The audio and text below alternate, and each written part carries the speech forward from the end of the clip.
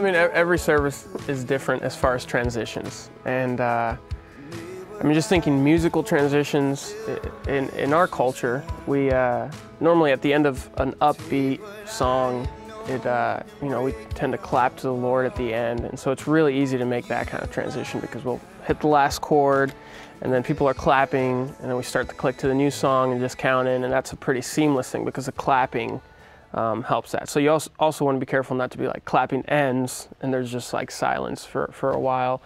So there's a little bit of, you know, getting used to that, and you get used to your people too on the amount that they clap. Because like I play at 2 different campuses, and it's different at every campus, and you kind of just get used to it and knowing that. So that's one transition I think of. And then the other, I mean, obviously the hardest one, and that's why a lot of people have questions about it, is in the, you know, slower stuff when it's really sweet, and you don't want to mess up that moment by some crazy key change or something like that. And man, I don't know. A lot of times we'll plan in a service and we look at the songs, we're like, yes, we can keep the same key, it's not going to hurt us vocally. Other times we're looking for keys that are in relatively like a 4th or a 5th away as far as key wise, so that we can like end on the 4 of a song, and that 4 becomes the 1 chord of the next song. And that kind of a transition is like real. I mean, we use that all the time, things like that. If at the end of a tag of a song, one of those chords is, if we can land on it and it works with the melody, then we'll just stay there and start the next song. But then, yeah, also being aware, like, can we keep the same key if possible, if it's like a really important moment? Like, we really care about transitions. Yeah. And rightfully so. I mean, we're on this journey of worship, and as we ascend the hill of the Lord, we don't want any distractions along the way. And I remember when I first came to Harvest, that was one thing that I really picked up on all the time was, we're not afraid to let a song linger.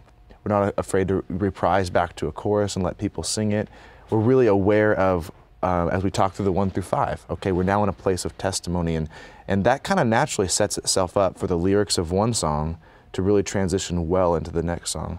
We had talked about those songs that start out testimonial, but then the chorus transitions vertically and you're singing to the Lord.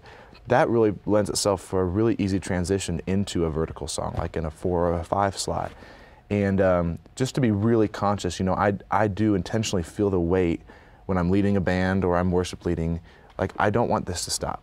I don't want this to stop. I want it to feel like just one big medley of music. And that by the time we've gotten to the end of this, it's just been the last 25 minutes of just constant, whether it's a song element, whether it's a baptism element, or a special video that we've done, just that people would be eliminated of distractions.